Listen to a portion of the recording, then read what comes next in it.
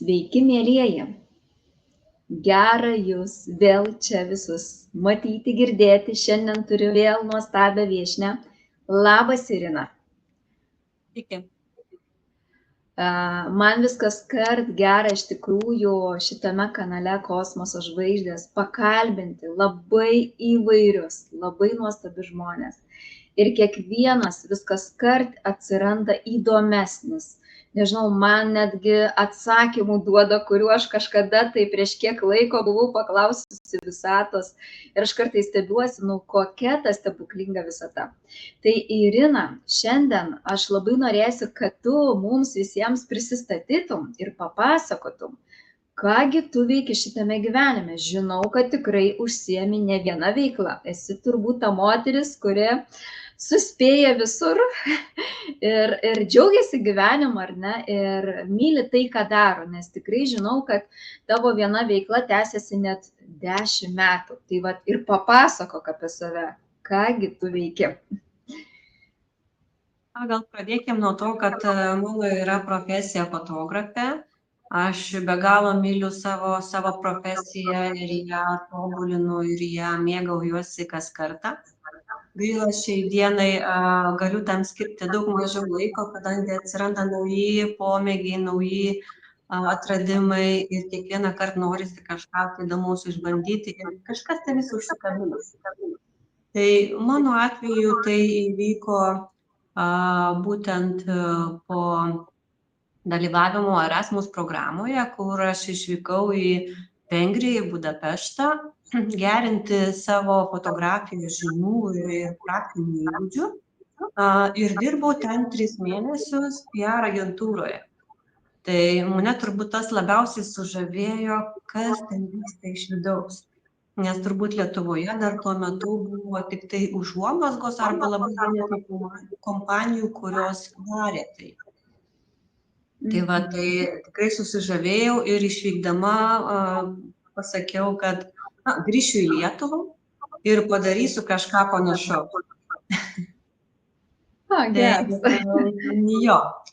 Ilgai laukti nereikėjo, kadangi labai imli esu ir labai domiuosi, jeigu jau užsikabinu, tai jau tikrai giliai domiuosi tam tikrom temom, kurios mane labai veža. Ir pats pagrindas man buvo socmedija, kadangi ir pati turėjau puslapį, tai turėjau išmokti ir mokytis, kaip jį valdyti. Tai tuomet ir labiausiai turbūt ta kryptis ir pasisuko būtent ta linkme. Nes tikėtina, kad PR agentūra nėra tik tai vienas kažkoks tai klausimas. Bet kadangi tai dienai buvau vienas žmogus, solo verslas, tai aš labiau taikiausi į tą auditoriją, kuri ir susijusi su tuo, kad yra arba mažas verslas, arba solo verslas. Ir tie visi klausimai, kuriuos mes kasdien atrandame, vien naršydami arba būdami socmedijoje, mane užbūrė ieškoti tuos atsakymus, nes tikrai lietuvių kalba apie tai labai nedaug žmonių, vis dar nedaug, labai keista. Aišku, įvairūs mokymai šiandieną vyksta, bet niekas dar giliai nečiupinėja tų viduriukų, kurie yra būtent atidarant meta platformą. Ne? Mes dažniausiai, jeigu turim puslapį, tai persijungiam tiesiog telefone į savo paskyrą verslo ir viskas, ten ir užtenka. Parašom postą, įdedam nuotraukytę, kažką tai pritaginam, nepritaginam ir to atrodo pasibaigė.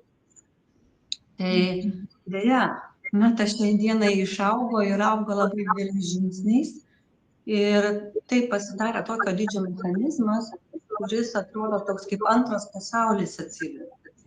Vėlgi, tokių mokymų konkrečių irgi nėra, reikėjo pačiai ieškotis, pačiai dairytis ir pasižiūrėti, kaip tai veikia iš vidaus. Tai nuo to turbūt viskas ir prasidėjo. O šiandien turbūt viena iš aktualiausių mano nuomonė klausimų, tai yra mūsų visų saugumas, mūsų duomenų saugumas ir mūsų autorinių teisių saugumas. Lygiai taip pat. Tai jeigu pastebėjote, kad tikrai šiomis dienomis būna tokios, galėčiau pavadinti, bangos užplaukia, Ir vis kokios nors reklamos, vis kažkokie tai įsibrovėliai, vis nori mums kažką tai pasiūlyti ar parašyti, arba apsaugokit būtinai savo paskyrą paspaudę šitą mygtuką, ten bet kuria kalba, anglų, ne anglų, lenkų net būna labai dažnai matau. Ir lygiai taip pat visos kitos kalbos, kurios pasaulyje yra, tai tiesiog žmonės dirba savo darbą ir jiems yra darbas pasisavinti jūsų paskyrą, tai būtų profilis ar verslo paskyra. Tai yra, įsivaizduokit, kad kaip jūs einat į darbą, taip ir jų darbas yra tiesiog pasisavinti paskyras. Tai dažniausiai ir labiausiai jaučiasi prieš šventes, ypatingai. Tai aš juokauju klientams ir sakau, kad žmonėms reikia šventint pinigų. Tai jie tiesiog aktyviau dirba ir turbūt daug daugiau jaučiasi tos įtampos, kai tikrai ne vienas profilis laukia labai daug, ne tik tai, sakykime, žinučių messengeryje savo paskyrose arba asmeninėse paskyrose, bet ir mailą. Turbūt esate ir pati pastebėjusi, kad ateina mailas, kur prašom kuo greičiau susisiekti, parašyti, paspausti mygtuką. Tai visa tai yra šlamštas ir apgavystė, labai stenkitės nepaspausti. O jeigu kartais taip nutiktų, tai įsitikinkit, kad tai tikrai siunčia būtent siuntėjas. Tai tai pagrindas yra tas, būtent apie ką aš kalbu ir kuo aš mėgaujuosi. Tai grįžtam prie medijos. Tai mano turbūt šiai dienai didžiausias arkliukas, kokį aš turbūt užsisėdu. Jeigu taip galiu pavadinti ir pajuokauti, tai kadangi jisai tikrai yra didelis pagal savo svorį ir pagal savo kiekį duomenų ir savo visų klausimų, kurių kasdien mums iškyla, tai tikrai yra labai sudėtinga paprastam žmogui, kuris nesidomi tą temą, orientuotis tame. Tai kreipkite dėmesį į savo poreikį, į savo klausimus, su kuriais jūs susiduria šiandien. Tai kaip aš ir minėjau, turbūt pats pirmas klausimas, su kuriuo į mane kreipiasi klientai, bent jau aš norėčiau, kad tuo klausimu kreiptųsi, tai yra kaip apsaugoti savo paskyrą. Tikrai esu dariusi ne vieną paskaitą, būtent kalbant apie saugumą, kaip apsaugoti savo paskyrą. Kitas klausimas turbūt yra, kaip teisingai pozicionuoti socialinėje erdvėje, kad tave atpažintų, kad tave matytų, kad matomumas būtų didesnis, organiškas ir kad reikėtų kuo mažiau investuoti pinigų į reklamą. O kam to reikia mažiau investuoti į reklamą? Mano požiūris yra toks, kad jeigu perkam reklamą, tai gaunasi taip, kad ta reklama yra čia ir dabar. Pavyzdžiui, užsakot reklamą 5 ar 7 dienom, jinai pakunkuliuoja, paverda ir viskas. Srautas kaip ir užsidaro, ne? Vadinasi, vėl kažką tai reikia daryti arba žiūrėti, kas nutiko. Kiek mes investavom, koks yra mūsų atgalinis ryšys. Bet jeigu dirbam daugiau su organišku ir tikslinė savo auditorija, tai tas sukunkuliavimas vertės atžvilgiu yra daug didesnis, todėl kad pas mus jau ateina tokių atvejų žmonės, būtent tie, kurių mums reikia, kas yra mūsų klientas. Aišku, būna tikrai daug atvejų, kai jeigu turim didelę piniginę ir galim investuoti į reklamą labai daug. Kas yra labai daug? Galbūt vienam yra daug 100 eurų, o kitam 1000 eurų yra daug. Bet jie investuoja konkrečią pinigų sumą ir tada žiūri, kas iš jos ir išeina. Tai sakykime, kas man šioje vietoje nepatinka arba mažiau patinka, tai kad į tą srautą, už kurį mes mokam, ateina vis mažiau ir mažiau reikalingos mums auditorijos. Tikrai būna labai daug prašalaičių, žmonės, kurie netyčia paspaudžia, bet už visą tai mokam mes. Tai aš apie tai kalbu ir stengiuosi žmonėm paaiškinti, kad jeigu sumokėtų už reklamą, tai nereiškia, kad ateis pas jūs klientas. Nors visa sistema kuo toliau labiau sukasi link to, kad atvesti jau pas mus klientą. Deja, dar netobula, bet link to tikrai labai daug daro Meta ir tikrai link to eina. Kad mums būtų kuo paprasčiau, kuo lengviau atrasti savo klientą, nes žmonės vis stengiasi atrasti naujų būdų, kaip tai padaryti. Nes jeigu neveikia vienas būdas, tada mes ieškom kito. Tai va, tai turbūt šiuo klausimu tiek, nebent turite ką nors. Aš turiu klausimą, o jeigu aš nenoriu investuoti ir aš gal renkuosi kitą variantą, kaip socialiniai medijoje aš galiu save labiau pateikti, kad mane daugiau atrastų žmonių? Ką aš galėčiau padaryti?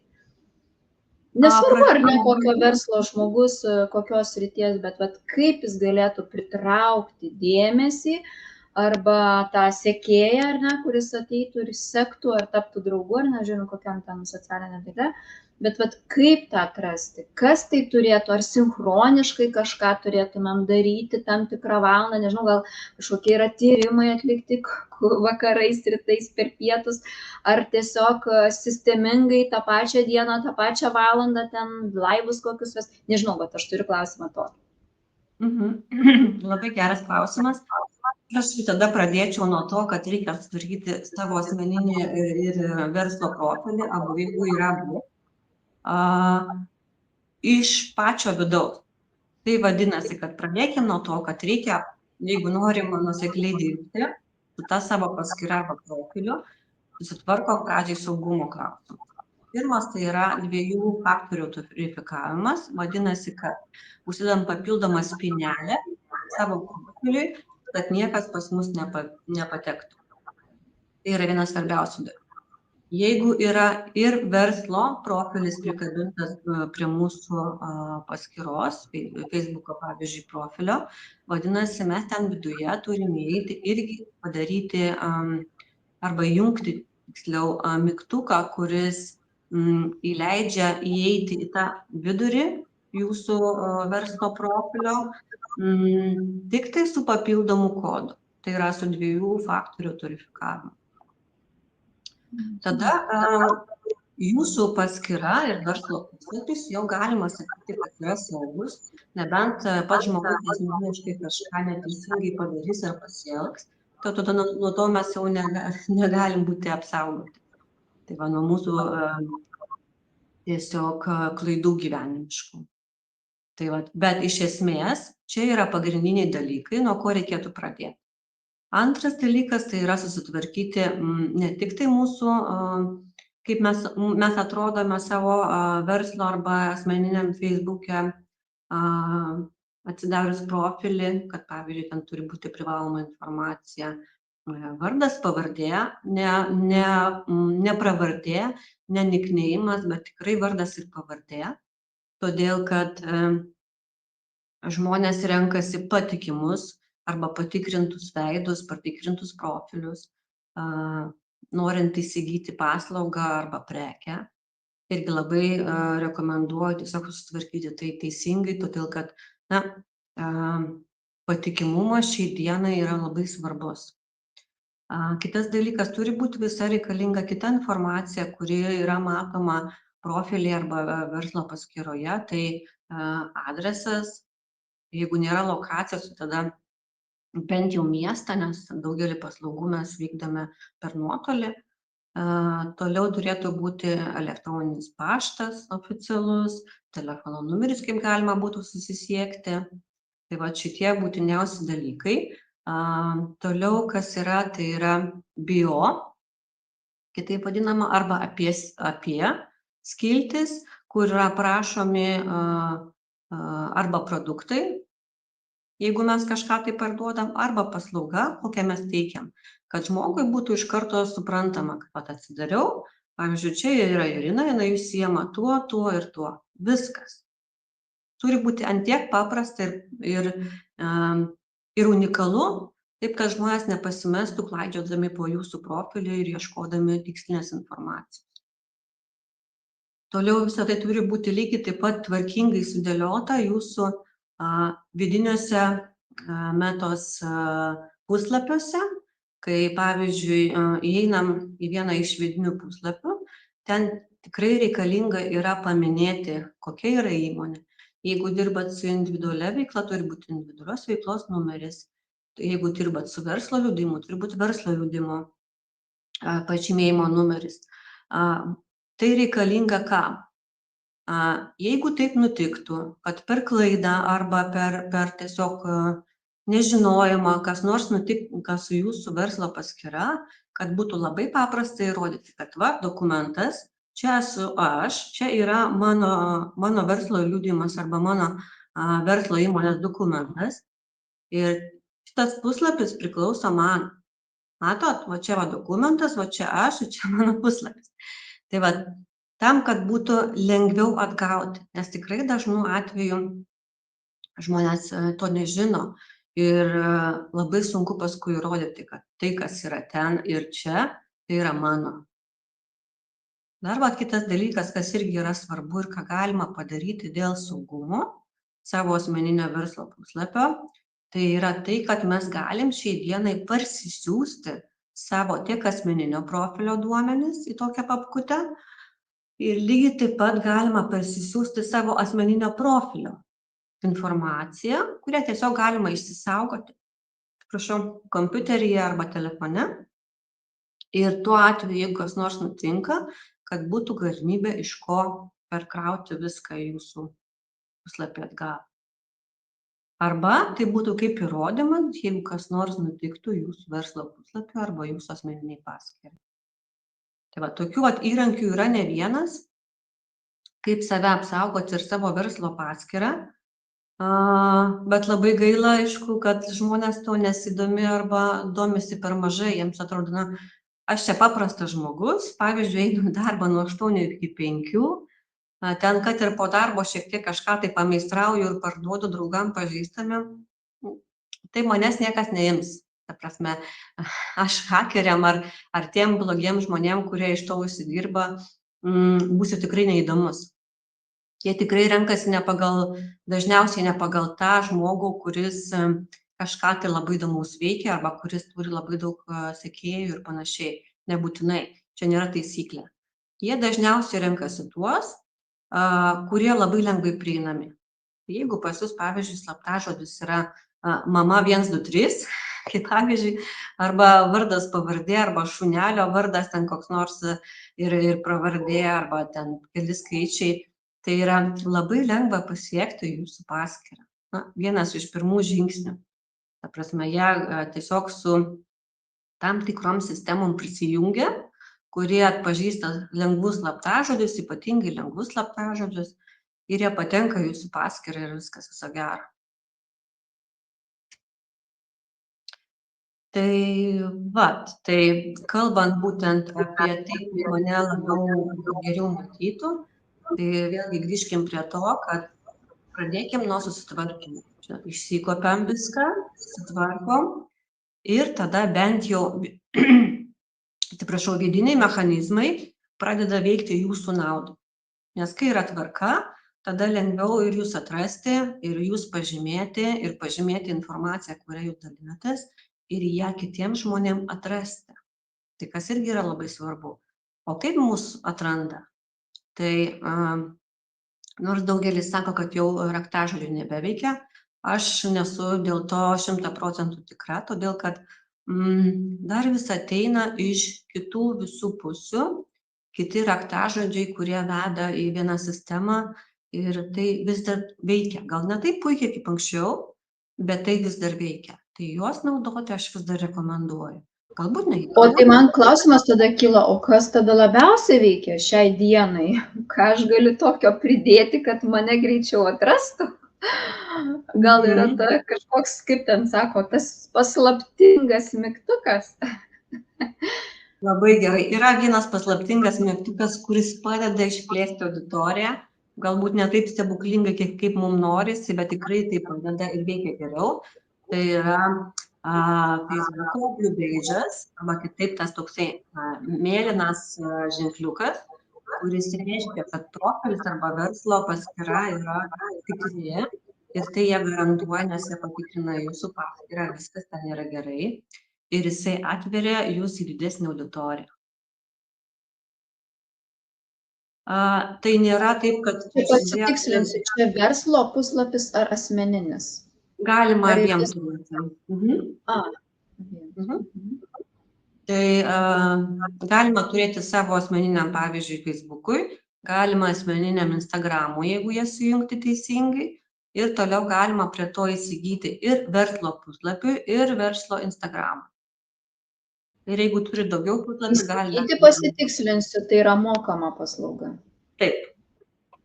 Taip, Facebook'as ima už tai pinigus ir duoda dar papildomą vertę, kuri man šiai dienai yra turbūt viena mėgstamiausių arba apie kurią aš mėgstu kalbėti, duoda beveik saugumo garantiją.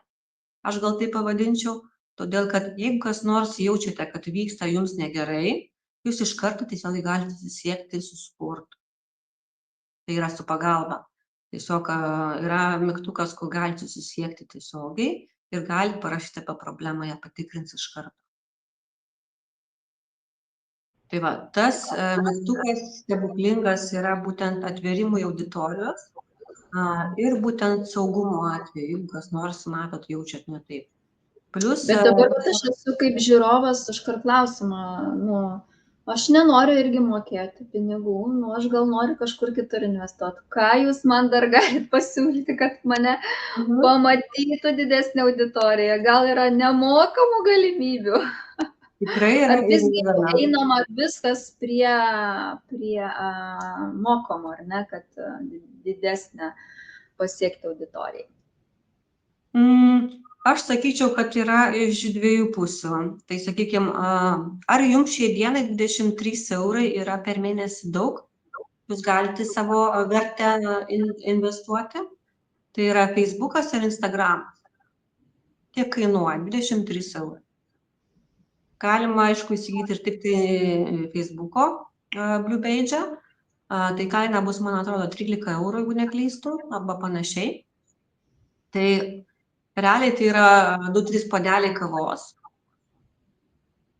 Tai ar tikrai... Taip, žiūrint, aš sutinku, taip, tai ne šimtai, taip, bet jeigu žmogus turi kažkur kitur paskirų, ten moka už kažką kitą, žinot, per mėnesį jam galbūt jau ir susidaro kažkokia suma. Tai va, aš žiūriu iš tos pusės, kaip, jeigu įmanoma apeiti nemokamai, kodėlgi nepasinaudoti. Nes kodėl, aš tai irgi ausis turiu didelės ir va turiu irgi kaip specialistė jums klausimą. Tie, kurie perka reklamą savo verslui, kažkokiam projektui ar kažkam, vis didesnė tikimybė, kad po to pamato žmonių mažiau, lyg tai gaunasi, kad tu vėl specialiai turi pirkti, kad tave matytų. Ar čia mitas yra, ar čia yra tiesa? Aš tiesiog esu girdėjusi ne iš vieno žmogaus, kuris pirkdavo savo reklamas ir va tokie pastebėjimai, kad jo auditorijos pradėjo mažėti. Čia, nežinau, seniau buvo, gal dabar jau viskas kitaip yra. Aš negaliu nei paneigti, nei patvirtinti. Mano asmeniniais potyriais arba tai, ką aš dariau ir kaip buvo mano atveju, aš nesakyčiau, kad aš pajaučiau skirtumą, ta prasme, iki mokėjimo ir po mokėjimo. Tikrai negaliu pasakyti, kad ar mano klientam tai buvo, pavyzdžiui.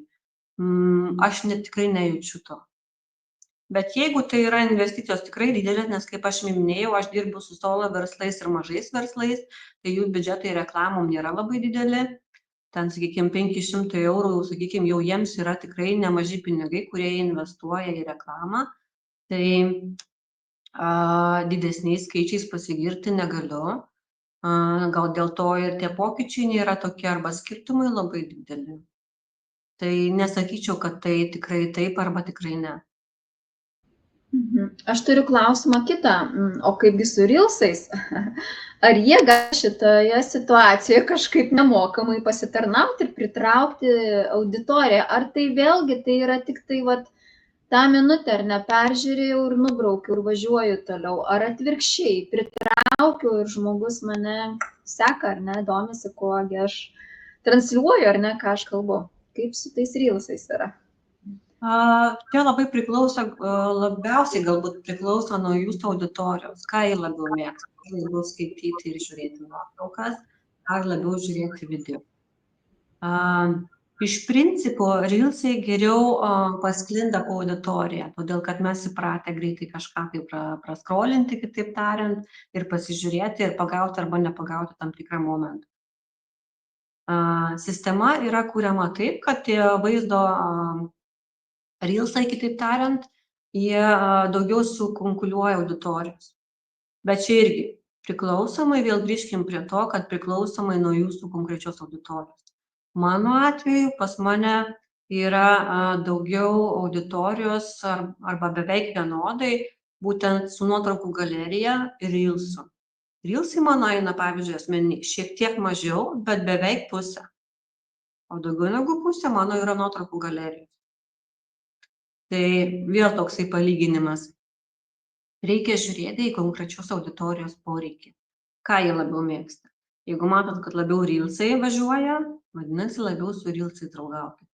Bet nepalikit tų kitų, kaip sakant, uodegėlių. Reikia ir nuotraukos, reikia ir storiukų nuotraukose arba su video. Reikia ir padaryti šiaip video paprastą, nes jis irgi konkuliuoja tam tikrą auditoriją, kam patinka. Ir ypač dabar labai akcentuojamas yra laikas, trukmė to rilso arba video. Tai eina skaičiai dabar virš 1 minutės. Truputį negu 1 minutė ir jau yra daug geriau negu ten 15 ar 16 sekundžių rilsas. Pabandykit, pasižiūrėkit. O kiek maksimum gali būti rilsas laiko užimti? Aš manau, kad tai labai priklauso nuo temos. Nes per ilgai žiūrėti mums irgi gali būti nuobodu. O per trumpai žiūrėti vėlgi, jeigu pagauni ir tau įdomus tas asmuo arba ta tema, tai tu tikrai žiūrėsi iki pabaigos. Mano atveju vėlgi aš labiau kalbu apie savo patyrimus, savo patirtį. Tai mano atveju dabar mano visi rilsiukai, kurie yra pasiekę 1 minutę plus, jie užeina daug dažniau ir daug daugiau auditorijos žiūri. Net atrodo, kaip čia taip, ne visi įpratę scrollint, bet ne. Matoma auditorija keičiasi, jinai gryninasi ir tam tikri klausimai jiems yra aktualūs ir tikrai stebi ir žiūri. Tada aš, aišku, čia kaip žiūrovo vietoje esu ir man kyla klausimas, ar tikrai turi būti kažkokios ypatingos nuotraukos rilsai, kad sužavėti kažką, ar tiesiog turi būti natūralu, paprasta tai, kuo aš gyvenu, kuo kvėpuoju. Na, kaip sakant, ar turiu išpustyti, išgražinti, specialiai ten viską pasisamdyti ir padaryti, ar geriau yra tas tikras gyvenimas, kuo aš kvėpuoju, kuo aš gyvenu. Nesvarbu, kad tai yra netgi ir mano verslo puslapis, bet aš tuo gyvenu. Bet kas yra svarbu ir kas didesnę vertę irgi neša šiuo atžvilgiu, gal ir kažkokios yra žinutės pačiai atėjusios ar ne, vertingesnės? Pagrindas tai yra unikalumas.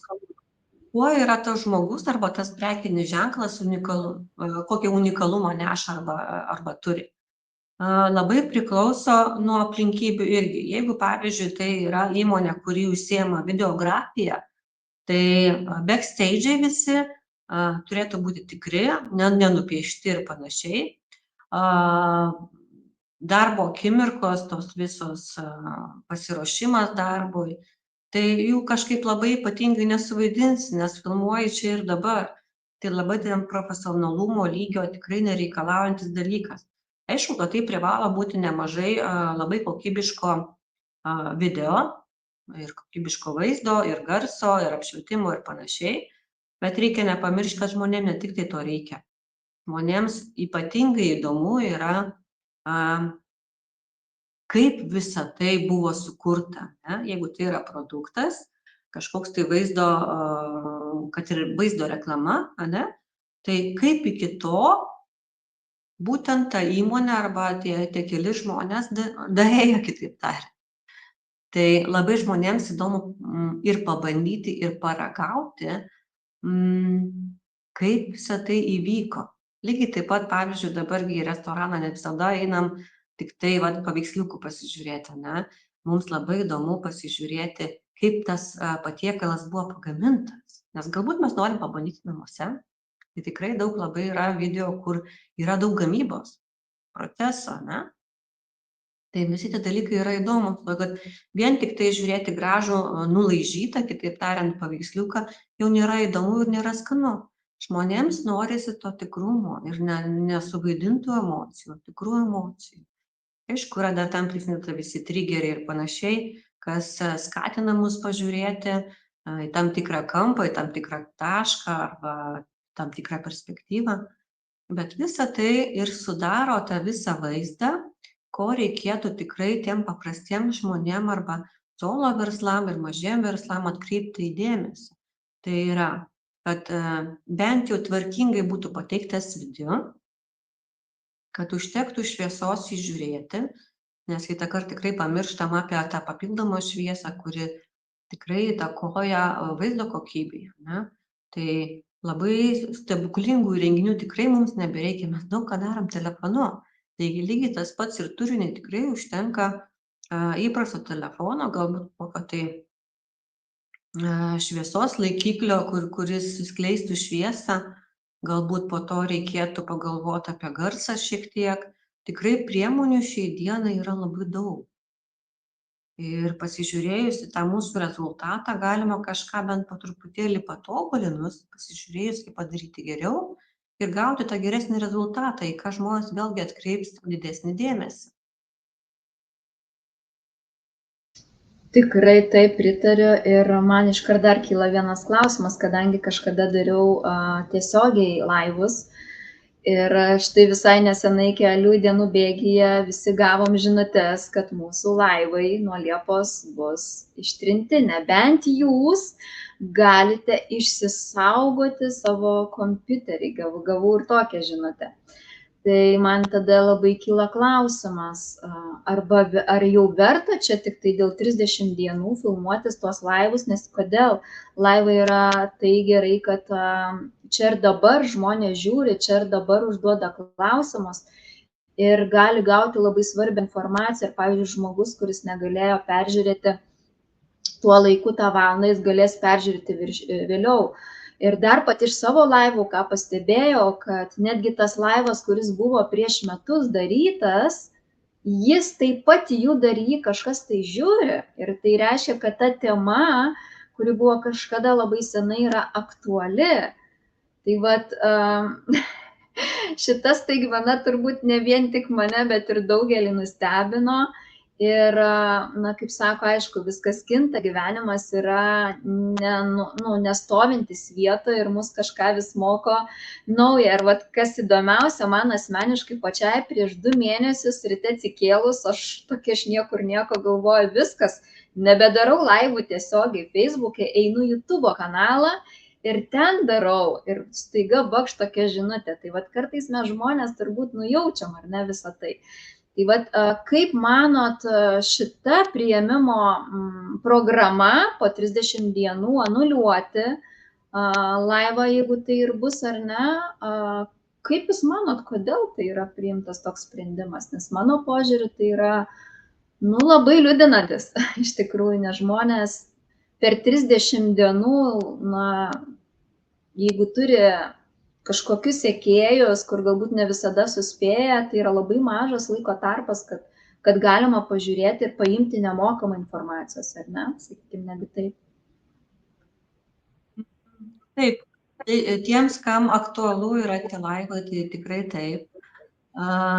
Bet vėlgi turbūt aš ketina dar neminėjau tokio dalyko, kad nereikia prisirišti prie vienos platformos. Niekas nežino, kas nutiks rytoj, tai tikrai naudotis įvairiom platformom, kur galima išsisaugoti savo informaciją. Ar tai būtų video formatu, ar tai būtų kitų skaitmeninių formatu. Tai tiesiog galvoti, kad Facebookas yra ne viskas, bet kaip jūs ir minėjote, yra kiti kanalai, tai yra YouTube kanalas, tai yra kiti Patriot ir panašiai. Tai tikrai nesiorientuoti tik vienam kanale kažką tai transliuoti. Netgi tos pačius įrašus tikrai gali dar dabar pasileisti, ką aš irgi rekomenduoju, nes turi dar laiko pasigauti nemažai auditorijos. Tai dar vis dar labai veikia neblogai. Išskyrus prieš datą pasižymėti kalendoriui, kad tiesiog paparsisiųsti sau tam, kad būtų galima tiesiog perkelti nuorodą, kad ir iš YouTube, ne? Nuorodą galima įdėti įrašui peržiūrėti, o koks skirtumas žmogui žiūrėti ar YouTube kanale, ar tiesiog iš nuorodos pereiti, būtent pasižiūrėti. Tai manau, kad tikrai reikia ieškoti prasmių ir galimybių, ne tik tai būtent Facebook'e. Tikrai taip ir pritariu. Ir dabar dar turiu kitą klausimą, ar ne? Vat kada geriausia galbūt daryti tuos laivus? Ar tai būtų irgi nuoseklumas kažkoks, ar čia neturi įtakos tam daug didesnį auditorijos pasiekimui?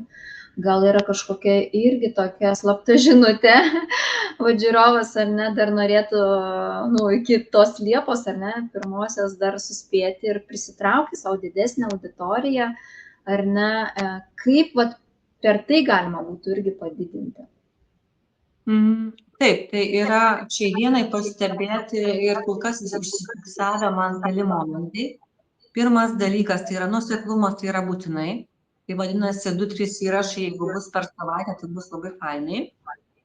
Plius geriausiai konkuliuoja visgi antradienis ir ketvirtadienis, bet tik labai atsižvelgti į jūsų auditoriją. Jeigu jūsų auditorija yra Lietuvė arba Lietuva, vadinasi, reikia atkreipti dėmesį, kokios šventės tomis dienomis vyksta. Nes jeigu, pavyzdžiui, kai buvo vakar antradienis, kovo 11, tai praktiškai sukosi tik tai tie ir tos temos, kas susijęs su kovo 11, ne? Tai lygiai taip pat pasižiūrėti, atsiversti kalendorių ir jeigu taip žiūrint konkrečiai antradienis ir ketvirtadienis, kas tomis dienomis vyksta. Ir lygiai taip pat dieną prieš tai, jeigu netgi paleisit tam tikrą temą, nereiškia, kad jinai gaus auditoriją arba jūsų auditoriją pasiekti informaciją. Todėl, kad šiuo atveju, jeigu tai buvo antradienis kovo 11, 10 jau daug kas šventė arba pradėjo švęsti šitą dieną. Nes tai buvo darbo diena, o sekanti diena yra nedarbo. Tai vėlgi pasižiūrėti, kas tomis dienomis vyksta aplink. Kitas dalykas dėl auditorijos augimo, tai labai rekomenduoju kolaboraciją. Kolaboraciją su savo asmeniniu profiliu, su asmeniniu profiliu ir savo verslo profiliu daryti kolaboracijas. Anksčiau dar metų pradžioje, dar metų pabaigoje, praėjusių metų dar buvo galima pridėti netgi 5 žmonės arba 5 profilius, verslo paskyras ir per 5 kanalus vienu metu paleisti vieną informaciją. Dabar dėja yra tik 2. Matomai dėl tam tikrų sutrikimų arba tam tikrų dalykų, kurie nebuvo apgalvoti ir praktiškai tai neveikia su daugeliu profilių. Tikrai turiu patirtį, kur, pavyzdžiui, mano asmeniniai visi verslo profiliai, visi važiavo puikiausiai su 5, o daugybė kitų neveikia. Ir tos pačios informacijos pasidalinti nebuvo galimybės. Tai tai nebūtinai reiškia, kad tai yra klaida kažkur tai techninė iš vidinių resursų, kur mes galim pasižiūrėti, kad tai mygtuką jungti ar išjungti. Tiesiog yra kažkoks papildomas arba buvo nesuderinamumas. Tai matomai dėl to ir išjungia tą papildomą funkciją, kad galima būtų 5. Bet yra gera žinia ta, kad Instagrame galima daugiau negu 2 pridėti. Vėlgi, ta informacija iš karto sklinda per keletą kanalų iš karto. Tai vienas iš būdų didinti auditoriją, būtent kolaboruotis. Kitas dalykas, kas aš irgi pastebėjau iš savo klientų, kad ypatingai kalbant apie Instagramą, tai pastebėjau, kad darant tam tikrus žingsnius, auditorijos peržiūros šokti yra žymiai aukščiau. Tai kai padidinom skaičių reelsų, tiesiog trumpi buvo video. Ir kitas žingsnis, kad buvo postas po posto. Pavyzdžiui, ten susikaupė Facebook'e, kadangi nėra galimybės vienu metu Facebook'e ir Instagram'e paskelbti informaciją. Tam tikras žmogus tiesiog nukopijuoja informaciją iš Facebook'o ir deda iš eilės Instagramą. Pavyzdžiui, ten buvo pavažiavę kokie 5-6 postai ir Instagrame buvo dalintasi iš karto. Vieną pasidalinam, iš karto antrą pasidalinam ir iš karto trečią, 4, 5 ir 6. Ir kažkaip stebuklingai matomai gavosi susikonkuliuoti ir tie mechanizmai suvaikščiojo taip, kad šiai dienai per 2 mėnesius pasiekiamumas yra daugiau negu 50 000. Aš taip. Kitą kartą atrodo nieko nedarai, bet kažką tai pakeitė ir viskas bum ir šoksta į viršų. Matomai tai tinka tam mechanizmui, jam patiko ir jisai labai stipriai iššovė į auditoriją. Tai reikia ieškoti, tai kas tinka kiekvienam individualiai, kas yra to žmogaus unikalumas. Toliau didinti auditoriją reikia bendradarbiaujant arba dalyvaujant renginiuose. Nes tai yra konkreti tikslinė auditorija, kur gali prieiti ir pasakyti labas ir papasakoti, kas veikia. Tai turbūt vienas toksai skaniausių mano atveju dalykų, kadangi ten iškart yra konkretus potencialos jūsų klientai, kad ir ką padarytume. Tai tikrai verta save rodyti, vesti renginius gyvai, ne tik tai dalyvauti susitikimuose per nuotolį, kas irgi veikia, viskas tvarkoj, tik tai tas jau gyvas ryšys jau sugrįžo ir tikrai žmonėms reikia. Man dabar iškart kyla dar prisiminimai ir klausimai apie storius, nes kažkada bijau prisiminti, bet gal mėnesio ar daugiau laiko erdvėje irgi pastebėjau, kad nukrito žinomumas ir paskui kažkokioj grupėje irgi atradau klausimą, kad peržiūros buvo 1000 pas žmonės, ten turbūt didelės auditorijos ir nukrito labai. Čia kažkas irgi vyko naujo, ar jūs apie tai žinot ar ne? Kodėl tas matomumas ten stojosi irgi. Ir aš pati pastebėjau, kad matomumas krito draugų tie, kurie Facebook'o, ar ne? Kurie yra draugai, o iš išorės, kurių aš nematau, tai arba tie sekėjai yra, arba nauji žmonės. Ten gavosi atvirkščiai daugiau. Mano kokie pastebėjimai. Taip, buvo momentas tikrai. Ir jisai yra toksai, kad irgi kalbėjau, bendravau su suportu, klausiau, kas čia nutiko. Tai ten tie skaičiai, kurie buvo, jie realiai netitiko tai, kas yra iš vidaus. Tiesiog vyko sistemos atnaujinimai, tobulinimai ir panašiai. Tai žmonės realiai nematė tų tikrų skaičių. Ką buvo rekomenduojama ir dabar galite tai padaryti. Tai pirmas dalykas - atsinaujinti savo programėlės. Jeigu tai kompiuteris, tai įsivalyti savo sausainiukus ir persileisti jūsų įrangą. Tai būtų pirmas ir pagrindinis patarimas. Kitas dalykas, jeigu tai yra Instagramas, ne Facebookas, nes ten irgi buvo tas pats arba panašiai, tai tikrai verta persižiūrėti savo visus sekėjus, kad ir kiek jų ten bebūtų, ir įsivalyti netikslinius ir nereikalingus. Nes tikrai labai daug paskyrų yra pagrobtų. Ir tos pagrobtos paskyros arba profiliai, tai yra auditorijos žudikai, nes kadangi yra prijungtas dirbtinis intelektas, jisai jau tos bando sugaudyti, bet ne viską. Tai jeigu sistema pamato, kad pas jūs, pavyzdžiui, tarp sekėjų yra daug kas spaudžia patinka arba stebi jūs, būtent ir tie blogiečiai, tai tiesiog jūs trumpam sustabdo, jeigu taip galėčiau pavadinti, arba pastatom pauzę. Tai jūsų auditorija net negauna pranešimų arba net nemato jūsų. Tai reikia juos išsidaryti, reikia juos užsiblokuoti, išsitrinti, ar tai būtų storiuose, ar tai būtų, pavyzdžiui, su patiktukais. Tiesiog atsidaryti ir peržiūrėti ir išsidaryti. Irgi taip pat paskui, aišku, reikia atsinaujinti programėlę, persikrauti įrangą ir artimiausiu metu tai įsidaryti. Supratau.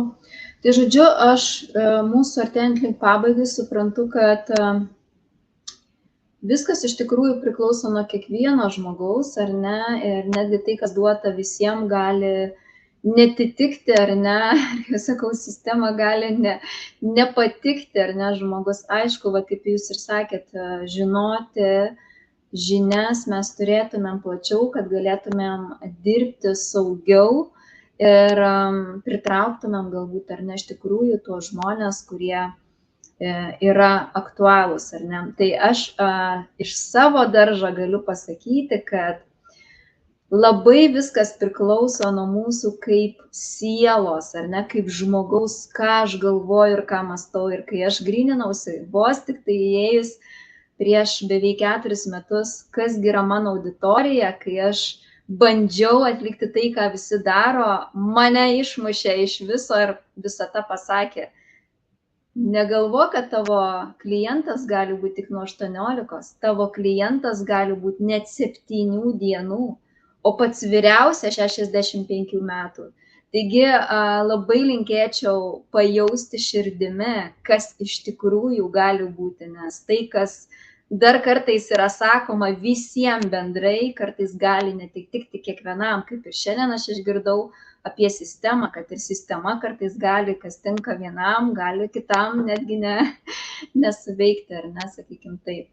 Tai aš visada gale mūsų pokalbio labai džiaugiuosi, aišku, ir labai dėkoju visiems kalbintojams ir tie, kurie dar su manim bendraus, kalbės ir dalinsis, kokią dovaną yra paruošę, ar ne. Tai vat, Irina, kągi tu esi mums paruošusi, kokių dovanų mes spėju, kad dar tokios neturėjom. Tai būtų 3 konsultacijos, kurių trukmė būtų 30 minučių. Ir tie, kurie pakomentuos, kad nori, pirmieji 3 ir gaus šitą dovaną. Tai galima bus susitikti vaizdo skambučiu, arba galima susitikti pas mane Kėdainiuose ir atsigerti prie kavos ir pasikalbėti apie iššūkius ir problemas. Nu, super, tikrai labai dėkoju, ačiū, mes tokios dovanos tikrai neturėjom ir aš kaip sakau, na, mielieji, nepasinaudoti šitą galimybę, tai jau yra jūsų pasirinkimas, ar ne. Tai aš aišku visada dėkoju už jūsų laikus, mielieji, ačiū, kad komentuojat, ačiū, kad rašot. Aš žinau, kad po mūsų pokalbių jūs persikėlėt į kitus rautus, tai vat pas tuos žmonės, su kuriais norite pabendrauti, su kuriais norite draugauti, su kuriais norite nuveikti kažką. Tai aš manau, su Irina čia tikrai galima nuveikti daug daugiau ir negu jinai mums išpasakojo, nes mes tikrai čia galėtumėm turbūt pasakoti, ar ne. Ir kadangi vat, nepalėtėm tos temos pačios dar ir fotografijos, tai o kas viešose erdvėse irgi labai svarbu, tai turbūt dar šiek tiek užbėgsiu ir paklausiu, gal yra kažkoks irgi, nežinau, toks perliukas, kad nuotrauka kažkokia būtų unikali, kad galėtų daugiau pritraukti tų peržiūrų, daugiau va, tų laikų uždėti pačiai, gal iš pačios gyvenimo patirties, nežinau, ar iš klientų kažką esi girdėjęs, kad va tokia nuotrauka, jinai yra wow. Aš galbūt irgi prieisiu prie to iš techninės pusės. Visų pirma, mes žmonės turim tam tikrus taškus, į ką mes žiūrim ir atkreipiam dėmesį. Tai pažiūrėkim tai iš pradžių iš vidaus, techniškai, ne? Yra tam tikri taškai, kur pozicionuoja, pavyzdžiui, mūsų kūno dalys nuotraukoje ir tikrai tai veikia. Tiesiog mes esam irgi sistemiškai, kaip žmonės, esam mechanizmas, į ką akis atkreipia pirmoje vietoje. Yra keletas taškų. Ir ta nuotrauka būtent ir turėtų vadovautis taisyklėmis. Pradėkim. Tai va. O šiaip nusifotografuoti tikrai galite paprastai, nereikia ten kažko labai ypatingo. Bandykit, darykit, tobulėkit ir viskas pavyks. Labai ačiū. Tai Irina, užbaigiant mūsų pokalbį, kogi palinkėsime žiūrovui, ar ne, kogi labiausia va čia minutę norėtųsi jam palinkėti? Norėčiau palinkėti, kad nebijotumėt žengti žingsnio link savo verslo, link savo tikslų, ar tai būtų mažesnis verslas, ar tai būtų solo verslas. Žinokit, kad visada būna pokyčiai. Visada. Tai kas buvo vakar, nesugrįš į šiandien, arba tai, kas buvo vakar, nepereis ir rytoj. Tai jeigu šiandien nusprendėt, kad darysit verslą, tai ženkit tą žingsnį ir darykit. Ir tikrai jums pasiseks. Geras palinkėjimas, tikrai pritariu 100%, kaip sako, suvokiam, kad pasaulyje yra viskas kintančio, nieko nėra amžino, tai kas buvo vakar, reiškia buvo vakar, šiandien kas yra, bet kas rytoj bus mes irgi nežinom. Taigi aš prisidėsiu prie tų žodžių ir palinkėsiu, padarykime šiandien maksimum, ką galim ar nepadaryti. Va šiandien, ką Irina pasidalino, jūs galite padaryti maksimum ir aš kaip mėgstu sakyti, netgi nemokamai, taigi naudokit galimybės ir pagerinkite savo matomumą. Matomumas turbūt kiekvienam, ar ne, žmogui, tas, kuris dirba, labai labai svarbus. Tai širdingai dėkoju tau, Irina, už tai, kad pasidalinai tokiais perliukais ir netgi ir mane privertė susimastyti dar, kur aš galiu patobulėti, kad ir mano profilis, mano visi socialiniai tinklai būtų matomi, kaip čia sako, girdimi, ar ne? Tai labai labai tau širdingai dėkoju ir ačiū tau, žiūrovė, kad ir tu žiūri, seki. Ir jeigu dar šiandien mūsų kosmoso žvaigždės neseki, tai būtinai pasek, nes tikrai laukia daug nuostabių žmonių, kurie ateis ir pasidalins tokiais, atrodo, gan mažais perliukais, bet jie kartais gyvenime labai labai vertingi ir reikalingi. Tai ką sakau, iki kito karto. Ačiū tau, Irina.